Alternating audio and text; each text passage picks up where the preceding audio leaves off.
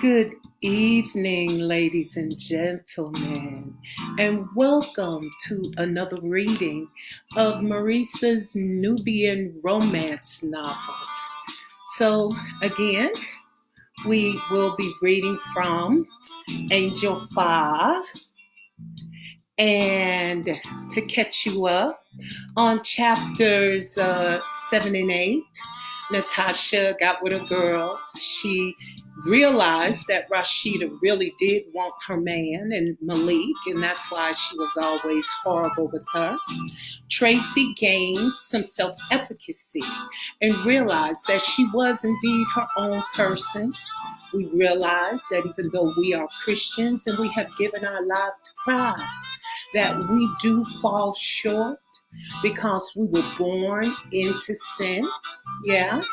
And so we do understand the sins of the flesh, as Abednego was explaining to Dathan. But of course, Dathan being a demon, he can't possibly understand how sovereign our God is, because he's the only one who has a heaven or hell to put anyone in. And so tonight, what we are going to do is read chapters 9 and 10. And this begins the battle for Natasha's soul. So sit back, relax, grab your favorite beverage, and listen. Well, isn't that nice? The girls are bonding, Dathan said as he watched Natasha lift the lid on the mashed potatoes and take a healthy portion. Dathan looked over at Abednego because he didn't get a response.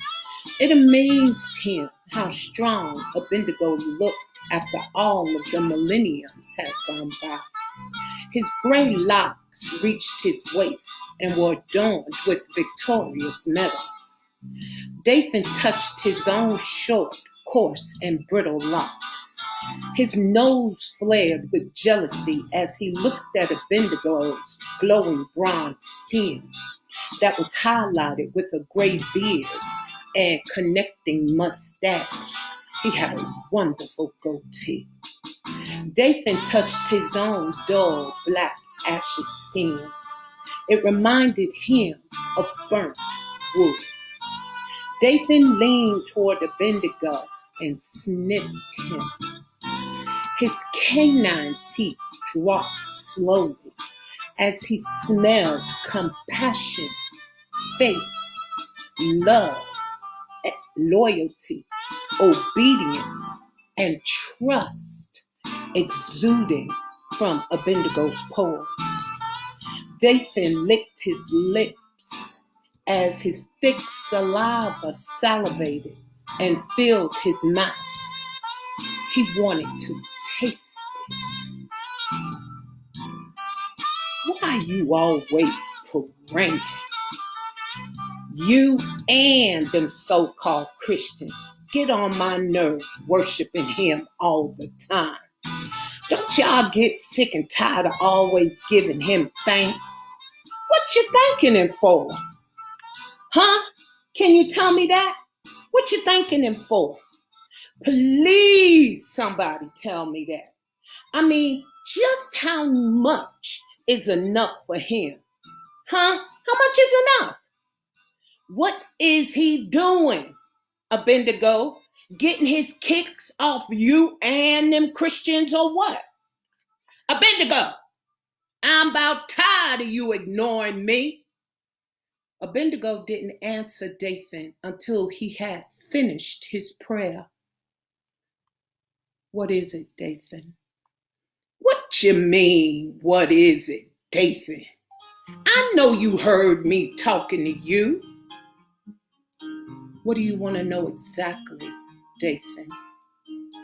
What I want to know, what are you praying for? What do Christians pray all the time for? That's what I want to know. Why are y'all always praying? It ain't like he hears y'all. Everything bad happens to Christians. And you know it. Y'all have the worst time because we see to it. As soon as a person gets saved, Satan assigns one of us to stay dead on their heels, stay dead on their tail. And you know that. It's up to us to make sure that Christians do more than backsliding. We make sure they do their share of it. Then after they backslide, there they go, whining and crying for forgiveness just because they did something that made them feel good. I mean, why'd he put stuff here? Huh? Why he put stuff here if y'all can't enjoy it?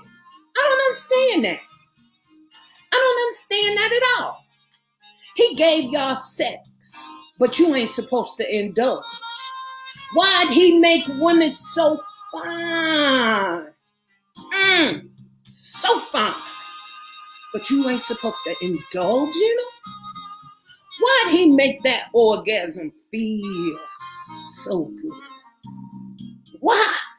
Why he do that? He gave y'all alcohol, but you can't drink. He gave y'all food, but you can't eat all you want, because if you do, then it's gluttony. Tell me this, Abednego. What in the world can y'all do that ain't a sin? Huh? What can y'all do? Absolutely nothing. That's what. Next thing you know, breathing either gonna be too much for him. Now take me, for instance, Abednego. Take me. I can have sex, drink, get high, indulge in every pleasure my heart desires. And it's all right with my master. He ain't upset. He ain't trying to tell me don't do this, don't do that. The more I do, the merrier. Yo, bro, wouldn't you rather indulge so you can feel good? Feel good, Abednego. Instead of being on your knees all the time praying, man. Don't that make more sense? Don't you shake your head at me.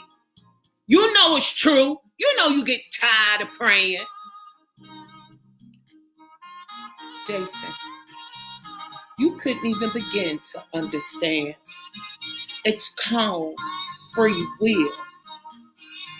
God gave everyone free will, so he knows that people made a conscious decision to follow him and his laws. Dathan looked at Abednego with a confused expression. Like I said, you wouldn't understand. Understand what? Understand what, Abednego? All I ask is, why do y'all feel the need to pray? You can't tell me why y'all feel the need to pray all the time, because you don't even know. Free will? You just do it because he told you so. Dathan, we pray to give God thanks. Thanks for what? All the hell we put y'all through? Exactly. Dathan looked at Abednego with a contorted expression. He certainly didn't understand. Huh?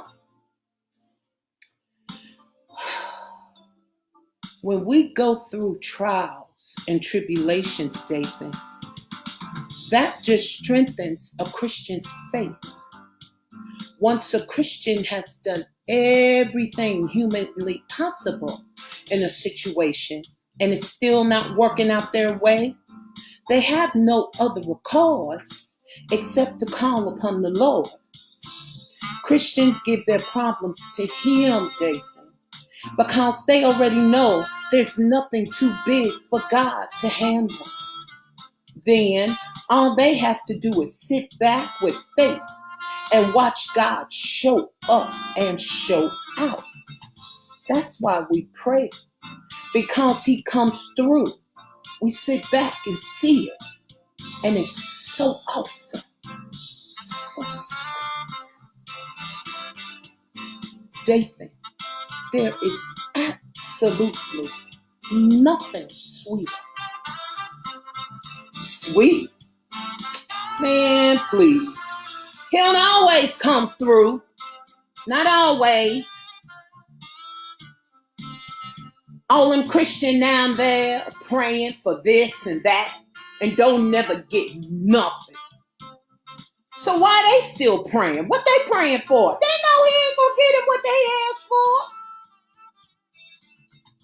Because, Dathan, whether God gives them what they are asking for or not, they still thank him for what he has already done. Because he didn't have to do it, but he did it anyway. He's done all that he knows they can handle. If people don't get what they want, Dathan, it's because it's not meant for them to have. And that in itself is a blessing. What God has for each person is for them and them alone. Everyone's not going to be rich and famous, Dathan, though they pray for it. Everyone isn't going to live in a mansion, though we know he's got them in heaven on streets made of gold.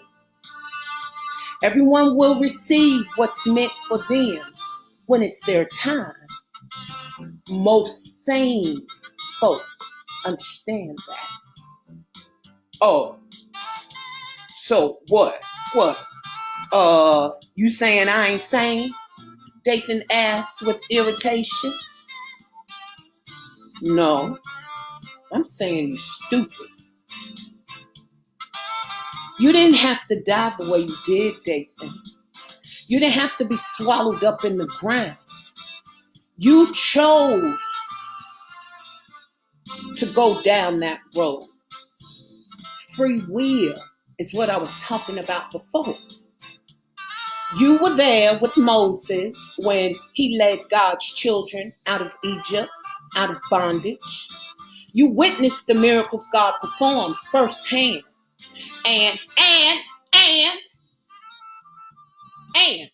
what I witnessed, Abednego, was your God sending plagues to my people. That's what I witnessed. We didn't even have anything to drink because he turned our rivers into blood. We had no refuge from the frogs because they covered every corner of Egypt like it was carpet. The lights were so menacing, we scratched ourselves until sores developed. And then we had to fight the flies that fed off the sores on our bodies.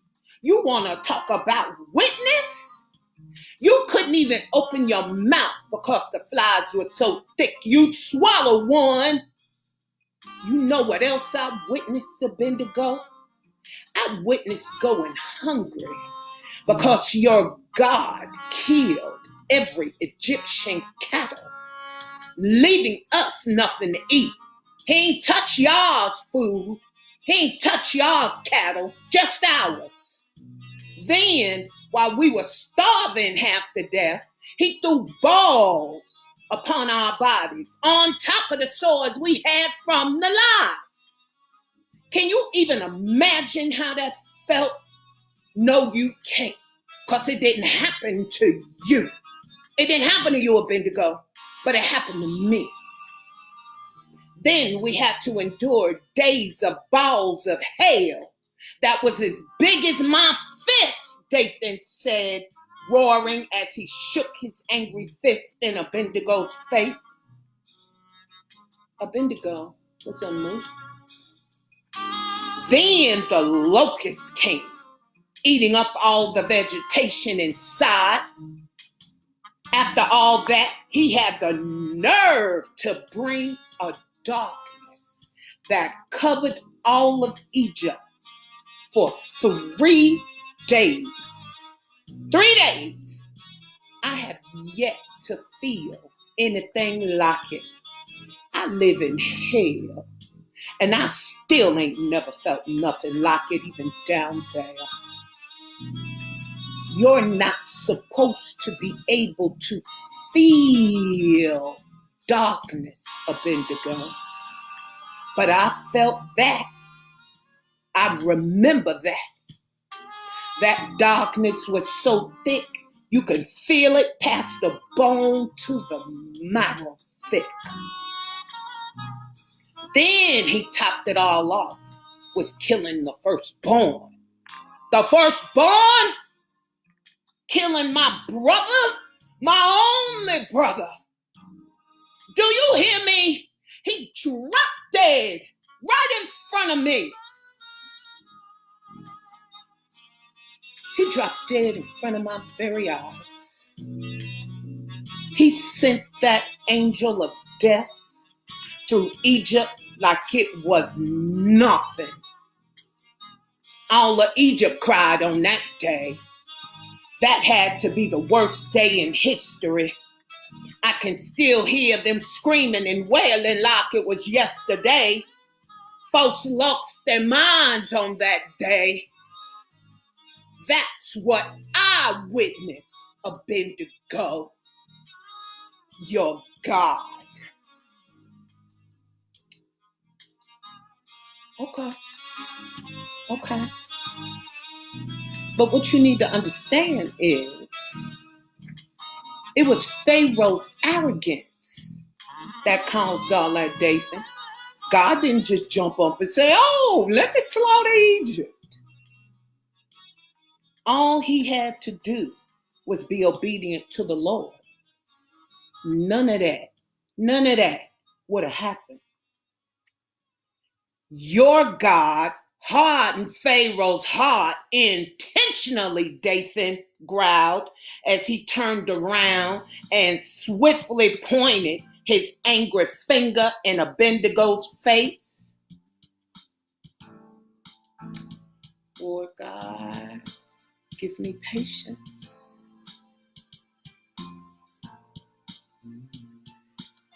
That may be true, Dathan.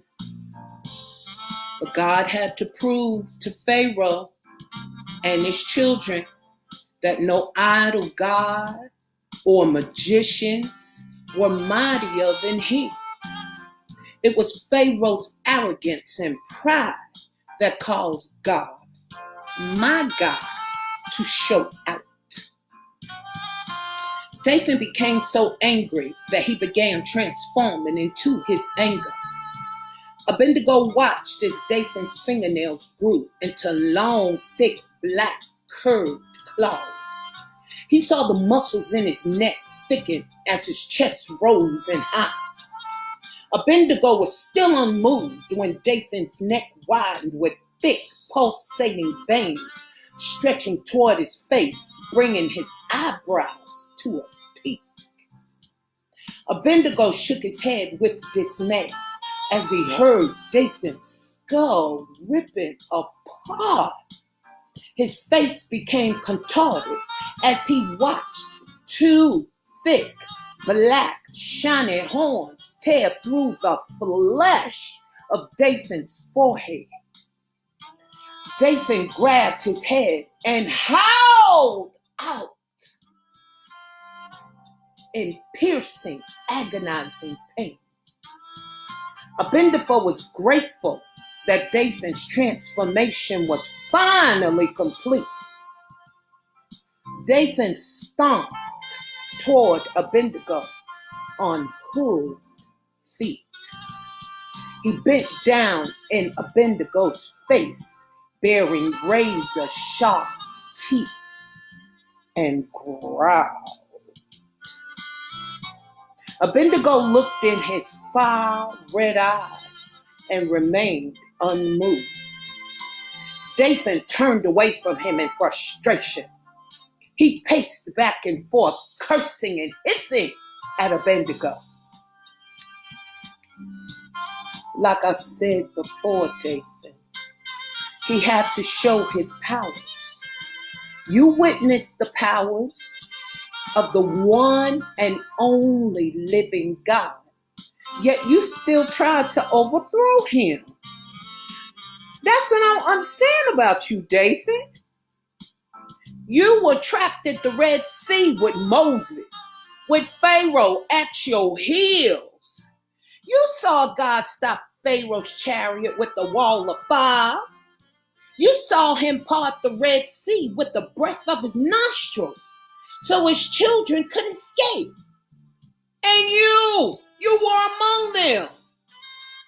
You watched as he allowed the chariots to go down behind his children and be swallowed up by the sea.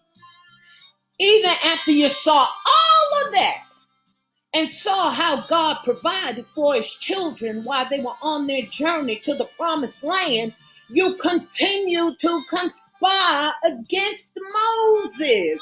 What is wrong with you? You knew Moses was God's property.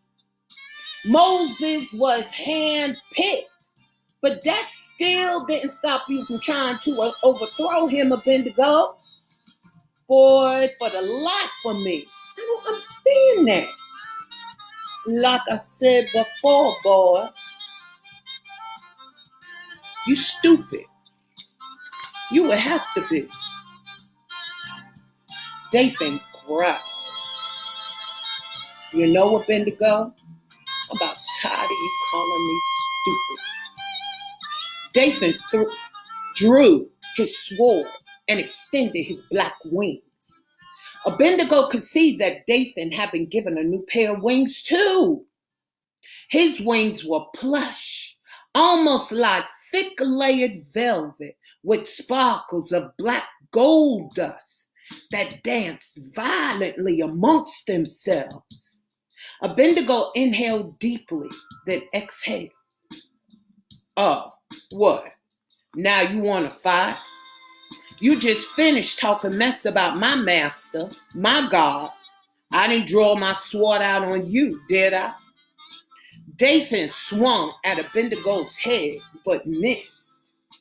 Abednego drew his sword and raised it just as Dathan tried to come down upon him again. The battle was on. What? What is that?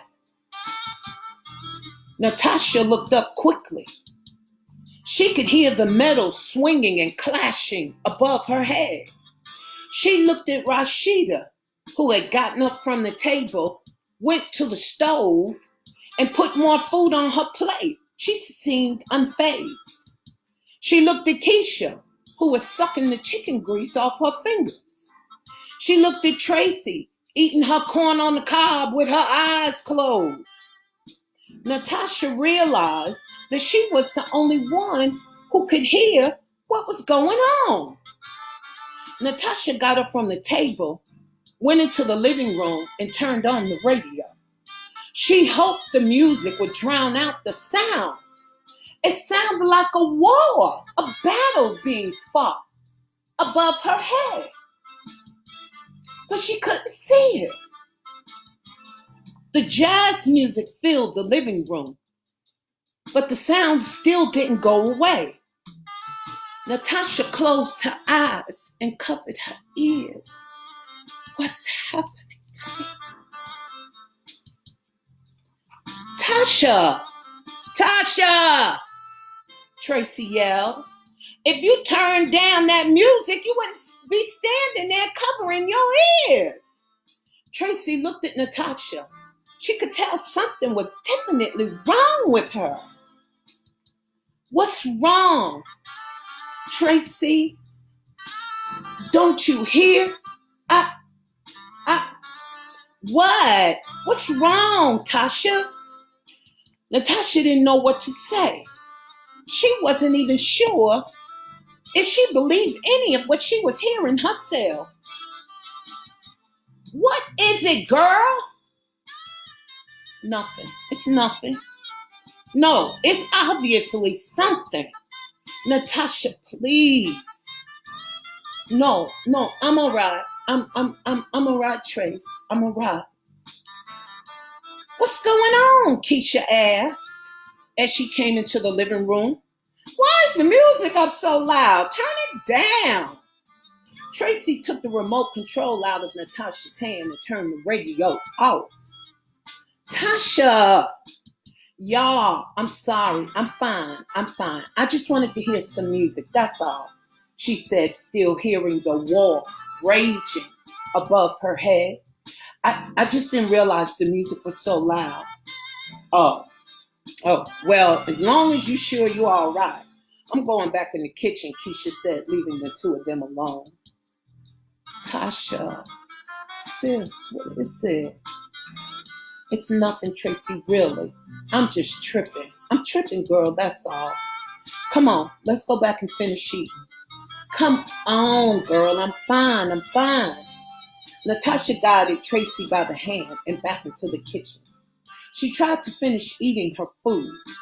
She bowed her head and closed her eyes, wishing the noise would stop. Jesus, please, Jesus. As soon as she called his name, she realized the clamoring noise, the war raging above her head, had stopped.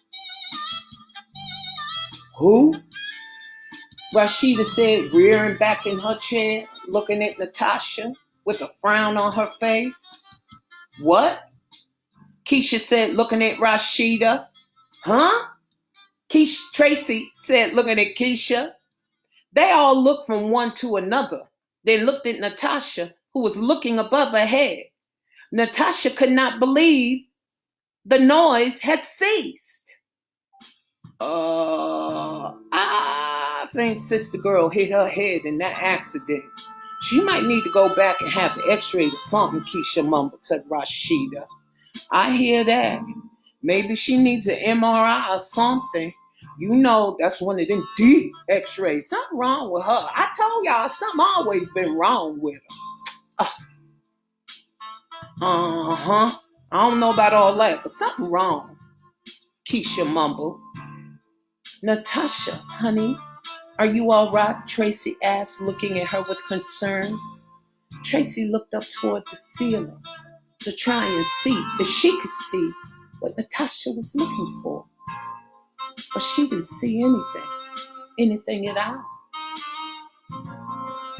I'm fine, y'all. All I said was Jesus. Is there something wrong with calling his name? Keisha threw her hands up immediately.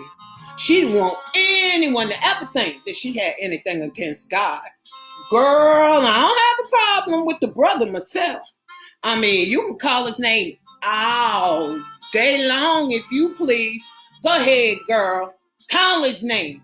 Jesus, Jesus, Jesus, Jesus, and some more Jesus. Call his name too. Natasha looked at Keisha and burst into laughter. Girl, you are sick, Natasha said. She's high. That's what she is, Rashida said, hitting her on the arm. Though Natasha was laughing, she was grateful that the noise had come to an abrupt end. Dathan, you draw your sword on me again, and I will send you straight back to hell before time. Do you understand me? He said with authority as he held his foot against Dathan's throat. Get off me, Abednego! Dathan tried with all his might to remove Abednego's foot, but his struggle was in vain. I said, do you understand me, Dathan? Abednego said, applying more pressure with his foot to Dathan's throat. Yeah, I hear you. Get off me, man.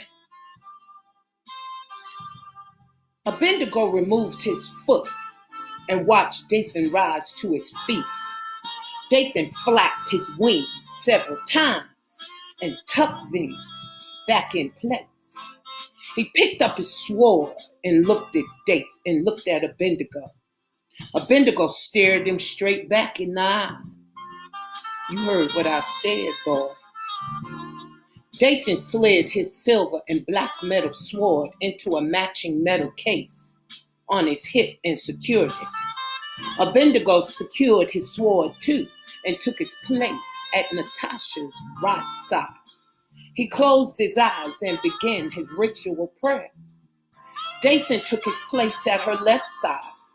He looked over at Abednego and cursed as he transformed back into his original state. Natasha looked from her left to her right. What?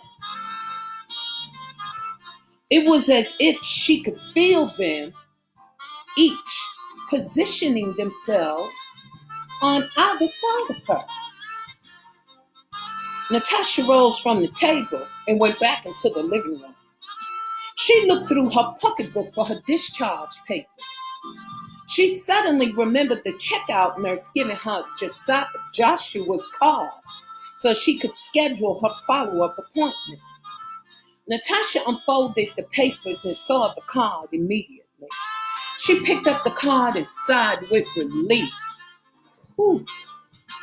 She wanted to call Joshua desperately, but she didn't want anyone to overhear her conversation. She looked at the clock on the VCR sitting on top of the floor model television and realized it was almost 10 o'clock. Malik would be there any minute. No sooner had she put the card back into her pocketbook did she hear Malik's keys turning in the cylinder. She felt relieved when he walked in. She ran to his side.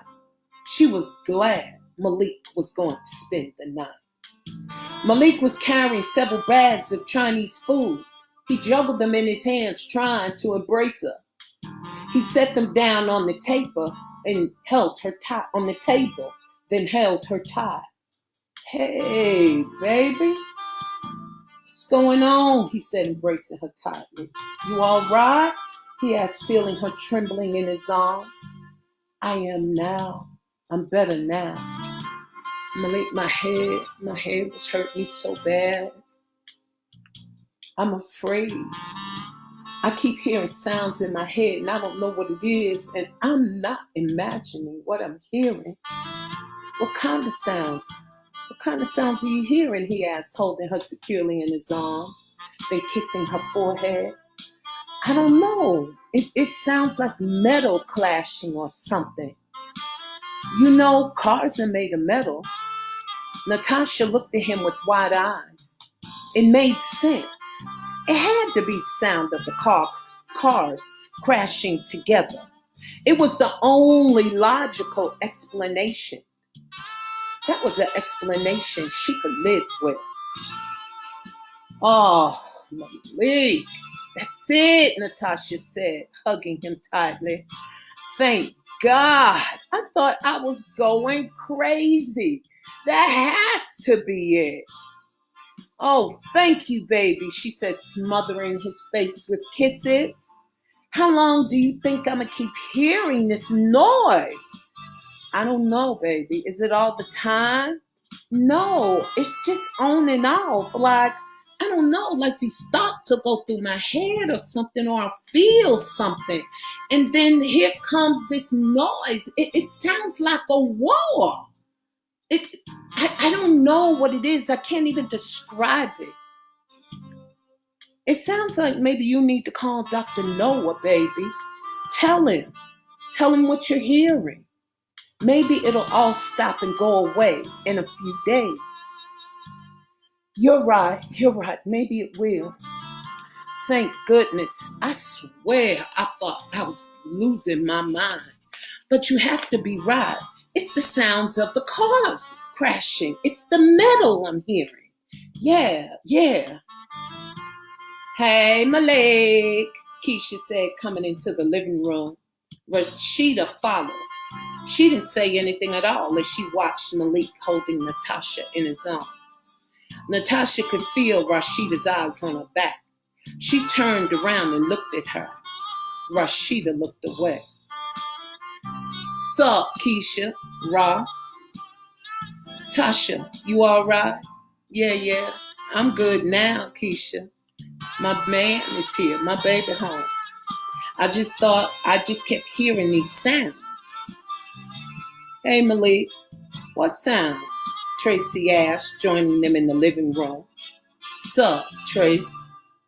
It's nothing. I just keep hearing the sound of the car crash, that's all. Oh, well, I guess that's normal. I'm sure it'll stop after a while, Tracy assured her. Have y'all had dinner yet? I bought some Chinese food, he said, pointing at the table. We ate KFC, Tracy said, chuckling. Oh, good. I thought y'all was cooking for my baby. That car crash didn't take her out, but I know y'all's food certainly would. All of them began to fuss at Malik. Boy, our cooking ain't that bad. The three of you couldn't boil an egg if you had to, Malik said, picking up the Chinese food and taking it into the kitchen. Tasha, you gonna let him talk about us like that? Keisha asked with her hands on her hips. Keish, if it weren't true, I'd be the first to defend you to the end, girl. But as it stands, I can't open my mouth. Keisha walked over to Tasha and punched her lovingly in the arm.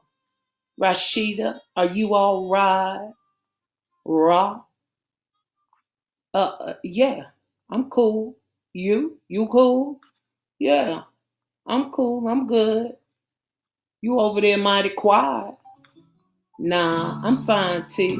I'm fine, Tasha. Do you need to speak to me about something? You need to speak to me about anything. Like what? Rashida asked.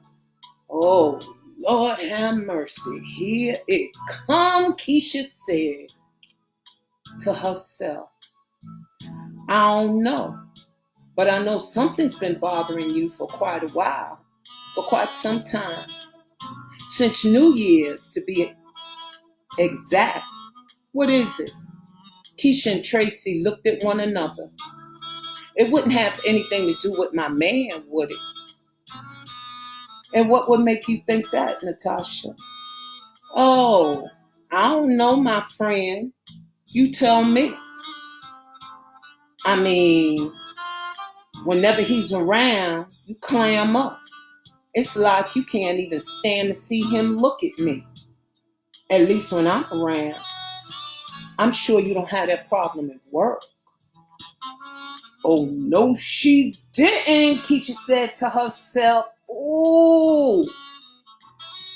Natasha, you hearing noises and stuff. I think you imagining all this. You really did bump your head harder than you thought, Rashida said, trying to play Natasha off. Actually, Rashida, I think I did too, if you want to know the truth. But that doesn't have anything to do with the way you looked at my bed when you realized that Malik and I had just got out of it. Nor does it have anything to do with the way you were staring at my back just a minute ago when Malik was holding me in his arms. Now I know I'm not imagining that. Rashida looked at Natasha with sharp eyes. I hate to think that you would be like those trifling heifers who smile in your face while they try to lay with your man behind your back. You ain't one of them heifers, are you? You ain't like them, are you, Rock? Keisha and Tracy wanted to roll over and die. No, Natasha. I'm afraid I don't fit that bill. If I wanted Malik, I had plenty of opportunity to have hit that long before you ever even knew he existed, she said, trying to remain calm. Rashida sat down in a reclining chair and looked at Natasha. Well, I'm glad to hear that, Rashida, because if I find out it's anything different than what you just said to me, I guarantee you gonna be the one with a problem. Because what I'm not gonna deal with is you being in my face, kissing me on my cheek, coming in my house, eating my food, and trying to scheme to screw my man. That's what I'm not about to tolerate. I don't know what you're talking about. Yeah, okay. Okay. The fallen women sat silent, looking from one to the other. Rashida was grateful when the telephone rang, causing Natasha to take her glaring eyes off of her. She answered it. Hello? Oh, hey, Luke. Nah, I'm fine, really. Nah, Luke, don't you and Cynthia give it another thought. Is she all right? Is Cynthia okay? Yeah. Well, it's gonna be a minute, before she gets over it. You know she loved that dog like that dog came out her body. Yeah, he's here. Hold on a minute. Hold on, Luke. Bag. Natasha called toward the kitchen. Yeah, Malik called back. Luke on the phone. I got it. Thanks. Natasha hung up the telephone and looked at Keisha as she lit another joint. Keisha looked at Natasha and offered it to her. Yeah, go ahead, girl. Calm your nerves. Relieve your frustrations. Take a toll. Nah, I'm fine. Thanks. Malik might want some, though. Keisha agreed and went into the kitchen to share the marijuana with him. Natasha heard Malik complaining about the size of the joint. Tracy and Natasha chuckled. We cool, Rashida? Everything I said? We good? You said what you need to say. I said what I said. We got all that straight and out of the way? Natasha asked as she laid her head on Tracy's shoulder. Yeah. We cool, Natasha. Everything is just fine.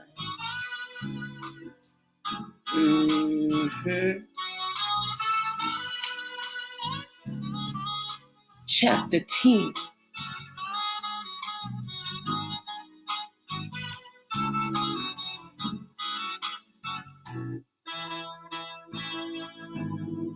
I hope you all are enjoying your reading so far. We're almost done. We're on our last chapter. Abednego stood alone in the battlefield of deterrence, waiting for Dathan. He crossed his arms and tapped his foot as he told himself to be patient. He knew Dathan was using a delay tactic in order to agitate him. Abednego looked up at the gloomy gray and white sky. The clouds seemed thicker than normal as they rolled slowly across the sky. Abednego looked around the battlefield as he started walking. He had fought many wars here. He tried to remember just how many times he was victorious, but he couldn't quite remember. After millenniums, it was bountiful. All he knew was that he should know every groove and ditch in the dirt like the back of his hand. Abednego thought about the time he fought tirelessly when David went up against Goliath. He shook his head at the number of angels that lost their lives that day. There was no possible way he could keep count. Abednego looked at the huge barren trees scattered sparsely throughout the field. He looked at the largest and oldest tree in the field, which bore his initial A. It was massive and high, with thick, long, outstretched branches that resembled muscular arms. He looked at the trunk of the tree. Dathan had carved his initials in the heart of that tree the first time they battled, so everyone could remember that Abednego had hung from it. However, God sent a host of angels like a speed of lightning to his rescue. Abednego did a little praise dance and smiled toward heaven, thanking God for his past victories. Suddenly, his wings began to wiggle. Abednego looked from side to side, and they stopped. They wiggled again. Abednego didn't know what that meant, but he could feel his heart beat quick and slightly. Abednego sniffed the air. He didn't smell evil coming. Abednego kicked some dirt into a small pile and stared at it. If the demons were on their way from hell, the ground would surely vibrate. But the dirt didn't move. Abednego looked at the sky as if asking God for the answer. His wings wiggled more forcefully. Though he couldn't feel or see what was coming, Abednego drew his sword and took a defensive stance.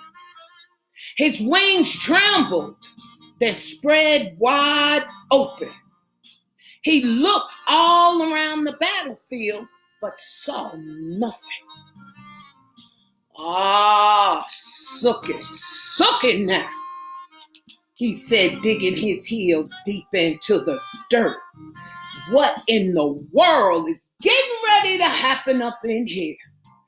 All right, Lord, all right. I don't know what it is, but whatever's coming down my way, I know you got my back, Abednego told himself. Abednego's nostrils began to flare as the stench from hell slowly began penetrating the ground. I understand now. Now I understand. I see. These new wings warned me about 10 minutes before the demons get here so I could get ready. God, you are something else. The ground quaked, then opened. Abednego saw a host of demons rising from the bowels of hell, each looking more fierce than the other. Shucks now. Lord, you ain't said nothing about this right here. Abednego was stunned. He thought he was going to be fighting Dathan alone. Mentally, he was prepared for that. But what was standing before him was something he hadn't even anticipated. He looked at his new sword and wished he had the two old swords he was used to wielding with expertise. Instinctively, Abednego began to regroup his strategy. He surveyed the demons before him. Abednego noticed that Dathan wasn't among them. His posture relaxed. Whew, okay. He knew they could not begin a battle without the leader being present. Abednego's wings trembled. He knew Dathan was on his way. Abednego knew Dathan was going to rise from hell in a blaze. He was always so dramatic. Abednego shook his head as the ground opened. And just as he knew, A hot blaze of fire preceded Dathan. Dathan rose from the ground on a cloud of fire and hovered above his army with his arms folded. Abednego exhaled with agitation. Well, looky here. What do I see here? Ooh. A single angel? Just you, Abednego? Just you? Oh my gosh! Dathan said, covering his mouth as he laughed. Oh, this gonna be so good. Did your God forget he was sending you to fight a war? Huh? He ain't turn his back on you, did he, Abednego? He ain't leave you alone, did he? What you gonna do? Get down on them knees and pray? What you gonna do right now? You gonna get down on your knees right now and pray? Come down from there, Dathan. Excuse me, but I don't think you in a position to demand anything from me, Abednego. You're all what? Alone. You don't demand nothing. Poor Abednego. Hey, Abednego. You see that tree over there? Yeah, that's right. Look at it. You see that tree? The tree with your initials carved in it? Guess what I'm going to do with your body? I'm going to hang it from that tree. I'm going to hang it from that tree today. Dathan said, pointing in the direction of the tree. I can't wait to see your body dangling from it like a piece of fruit. Have you come to fight or have you come to talk, Dathan? I came to kill you, hang you from that tree, chop off your head, and hang your head on my wall with all the other angels I've defeated. That's what I came to do. Oh, is that all? Dathan, you're dreaming again. Dathan's nose flared. It infuriated him that Abednego's attitude was so smug. It was obvious that he was outnumbered, yet he still bore an authoritative attitude toward him. You won't be so smug in a minute. I bet you that. Abednego readied himself for the battle. He knew they would probably charge him starting in the middle. Then the left and right flanks would follow. Abednego told himself that he could handle it. He listened as he gave his warriors instructions not to kill him if they got to him first. He wanted that pleasure for himself. Any one of you kill him, you die. He's mine. Dathan raised his sword and ordered his demons to charge. It worked out, just as Abednego had anticipated. The demons in the middle ran toward him with full force. Abednego charged forward, swinging his sword from left to right. Suddenly, his sword opened and silver darts began to flow from them. Abednego watched with amazement as the demons coming toward him dropped like flies. His heart raced with gladness, and he praised God.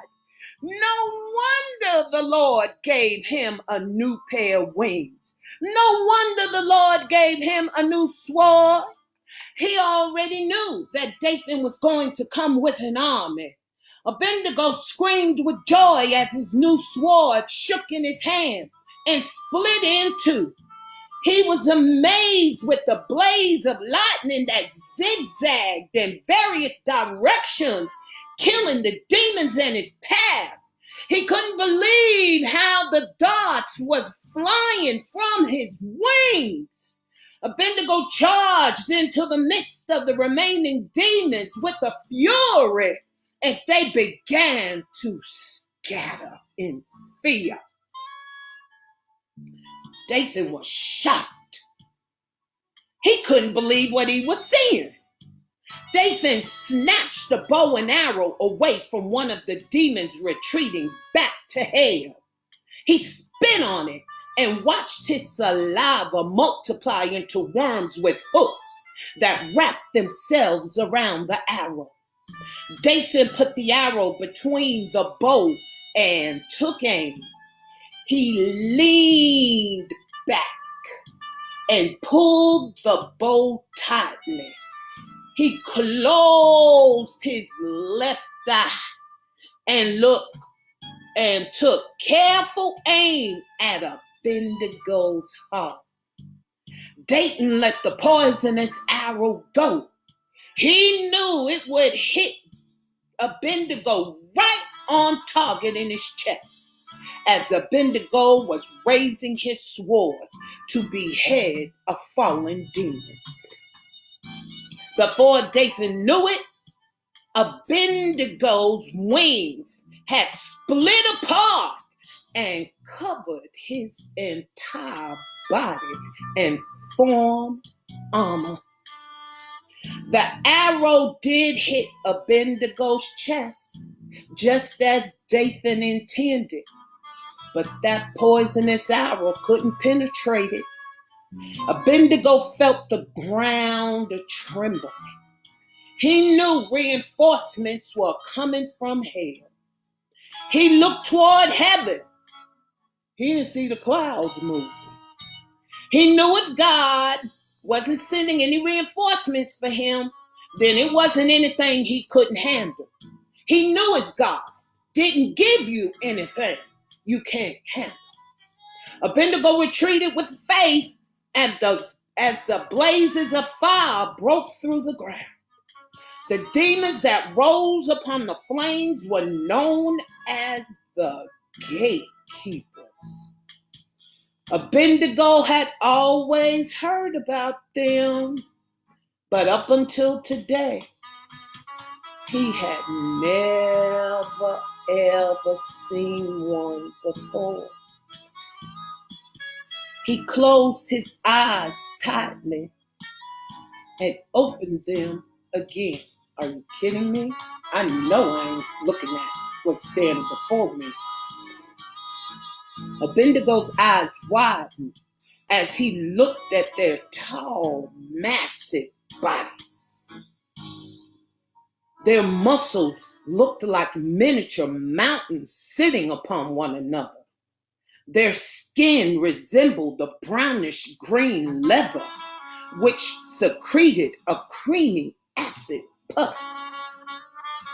The only weapons they carried were the thick, black, jagged horns protruding randomly from their bodies. These demons didn't need any swords. Abednego was amazed.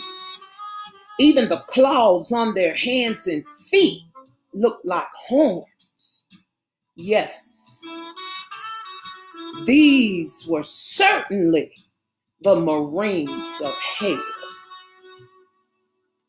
Abednego wondered just what Natasha's future held in order for Satan to send the cream of the crop of hell for Dathan's reinforcement.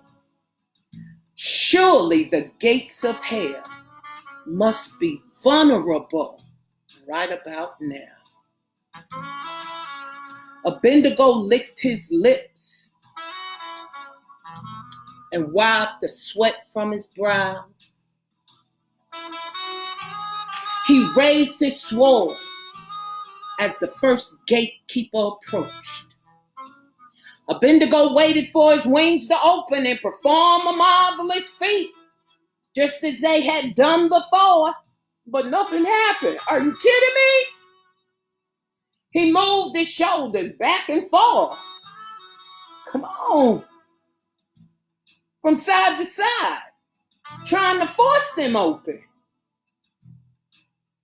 But nothing would respond.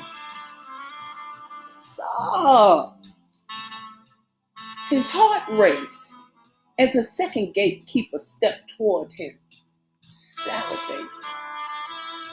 Suddenly, his sword shook. It broke in half, giving him two swords. Abednego looked at the swords in his hand and shook his head with disbelief. He held them up toward heaven and shouted, Father, you are so good to me. Blessed be the name of the Lord. He inhaled deeply and charged fearlessly toward the demons. As he charged forward, the sky cracked open with a thunderous roar. The clouds rolled rapidly apart, allowing blazes of lightning to pass by Abednego and strike the demons down with deliberate force. The lightning went past him and went directly into hell. Abednego could hear the demons howling with amazing pain as they rose from the bowels of hell, disintegrating on the battlefield. The mighty finger of God had struck to help him. Abednego wielded his mighty sword, cutting down the gatekeepers in his path like butter. Again the sky cracked, and he heard the glorious trumpets resounding from heaven, introducing the heavenly host of warrior angels, flying with lightning speed to fight at his side. Abednego felt a rush shoot through his body, invigorating him. He knew it was the Holy Ghost rejuvenating him with ammunition he needed to defeat Dathan and his demonic force. Abednego's wings spread wide and lifted him off the ground as the warriors from heaven battled on the field.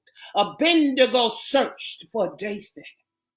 He spotted him cowering behind a tree and flew toward Dathan with an outstretched sword, yelling his name. I see you, Dathan!